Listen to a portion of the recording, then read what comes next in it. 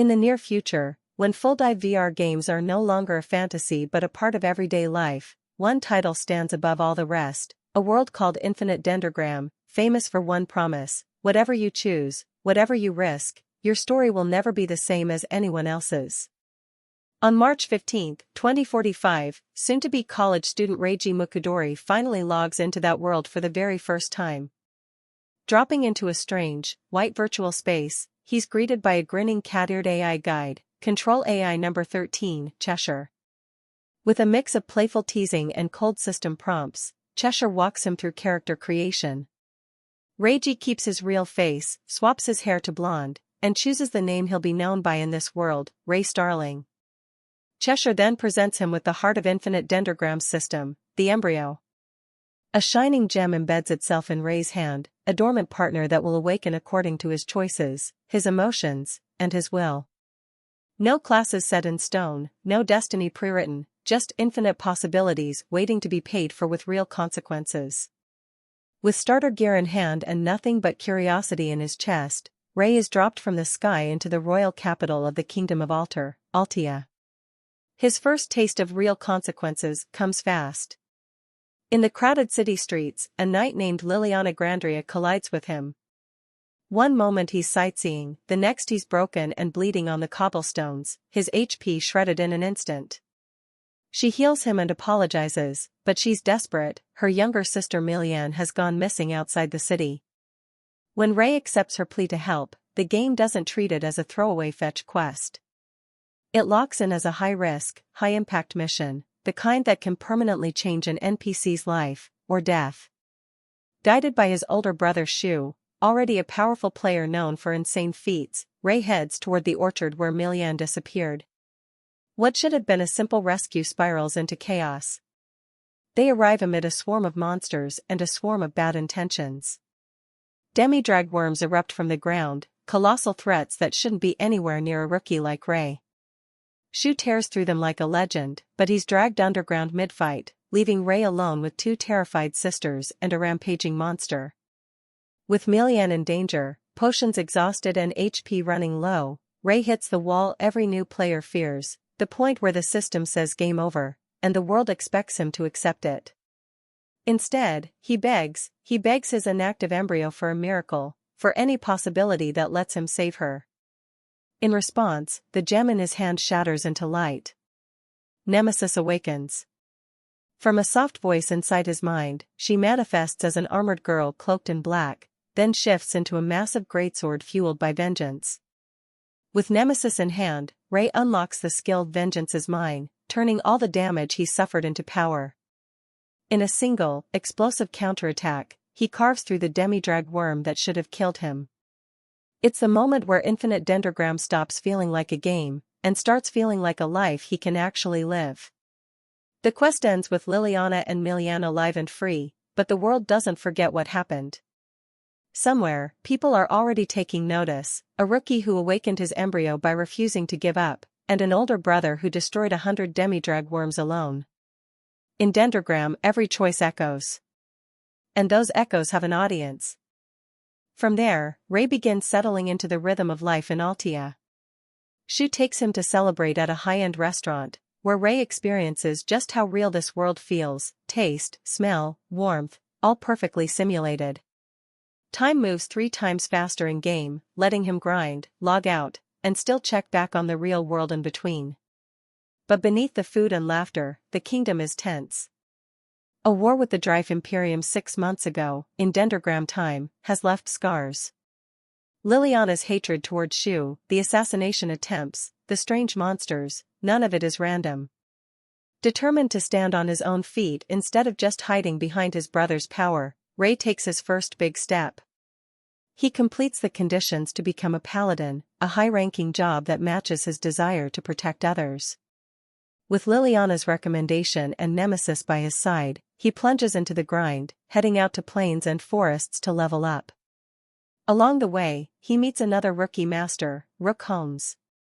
Rook is easygoing, polite, and accompanied by Babylon, an embryo in the form of a somewhat questionable gothic doll with a very sharp tongue. Over tea, they hit it off, promising to party up in the future. Dendrogram isn't just monsters and numbers, it's relationships, alliances, and the potential for bonds that feel all too real. That illusion of safety shatters when Ray encounters something much darker, a mysterious player-killer with a Legion-type embryo.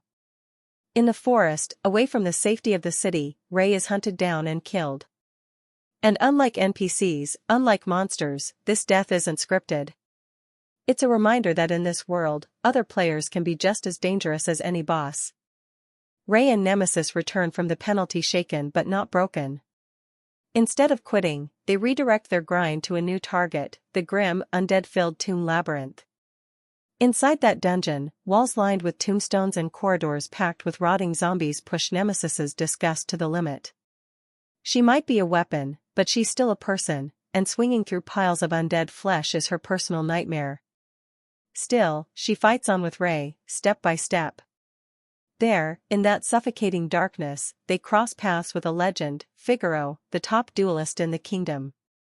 Mistaking them for monsters, Figaro attacks with overwhelming force, casually demonstrating the kind of gap that separates rookies from the true monsters of the player rankings. Ray doesn't break. He doesn't flee, he doesn't scream, he simply endures and stands his ground. That alone earns Figaro's respect. When he learns about the player killers blockading the capital, Figaro casually declares he'll handle them, treating a kingdom-wide crisis like a warm-up. For Ray, it's both a terrifying and inspiring glimpse at the ceiling of this world. As episodes pass, Ray's world expands. Outside the capital, in cities like Gideon, known as Duel City, the game's competitive side comes alive. Events and tournaments draw masters from across the kingdom.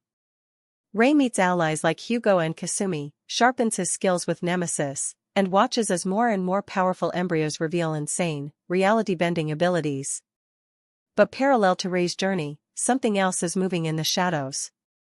In anonymous chat rooms and secret meetings, a group of masters discuss orchestrated disasters, weaponized quests, and experiments that use entire cities as test sites.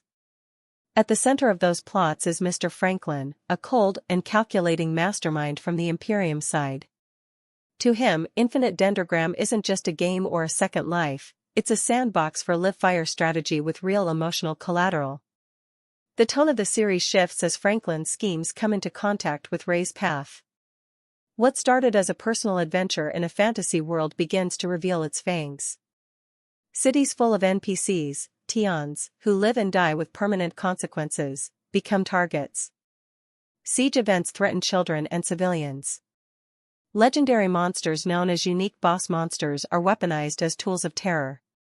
And standing between that destruction and the people caught in the middle are masters like Ray, Rook, and their allies. When Franklin finally makes his move, it isn't subtle. Explosive devices, swarms of monsters, and towering horrors like dragon-class beasts and UBM-level creations are unleashed in a coordinated assault.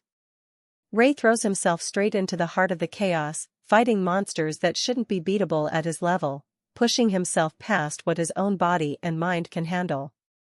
Nemesis stands by him, shifting from partner to weapon and back, sharing his pain and his resolve. In the battles that follow, Ray pays a price. He collapses from his injuries, his left arm charred beyond saving. Liliana, now a trusted knight and comrade rather than just a quest-giving NPC, struggles to keep him alive with repeated force heals as the city burns around them.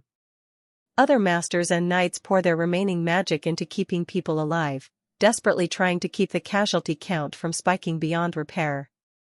Franklin, watching from the side, praises their efforts almost mockingly. He reveals how close they were to utter failure, how his monsters and bombs were designed to turn the city into a slaughterhouse. He calls forth even more powerful creations, boasting that what Ray previously defeated was the weakest of his pets. For him, it's all data. For the people on the ground, it's life or death. But for all his calculations, he underestimates one thing: the stubborn refusal of this world's players to treat it as a game when lives are at stake. Ray, Shu, Figaro, Rook, Marie, Hugo, Kasumi, and more, each with their own embryos, their own stories, their own reasons to fight, push back against his plan. Superiors, the apex rank of masters like Figaro, unleash power that bends the battlefield itself. Silent assassins move in the shadows to disarm bombs. Defenders hold the line so civilians can escape. Standing at the center of it, as always, is Ray. He's not the strongest. He's not the smartest tactician. But he's the one who throws himself between danger and the people who can't fight, even if it costs him time, progress, or pieces of himself. With Nemesis by his side, he keeps choosing the path that hurts, the path that doesn't let him look away. That's what makes his embryo respond. That's what makes Vengeance's mine more than just a flashy skill name, it's a reflection of his refusal to abandon anyone who trusted him. By the time the dust settles on Franklin's grand experiment, the city still stands, scarred, but standing. Bombs that were meant to erase it are neutralized. Monsters that were supposed to crush hope are defeated. And while Ray's body carries new injuries, his bonds with Nemesis, with his friends, and with this world are stronger than ever. That's the core of Infinite Dendrogram's first season. It starts as a simple login to a cool VRMMO and slowly reveals a world where every quest, every NPC, every choice has weight. Ray Starling logs in to play a game, and instead finds a place where victories are paid for with real loss, where the line between reality and virtual emotion blurs, and where an embryo born from his desire to protect becomes the sword that carves his future. In a world of infinite possibilities, he keeps choosing the one that lets him stand between destruction and the people in front of him. And as long as he keeps doing that, his story, and Nemesis's story, is only just getting started.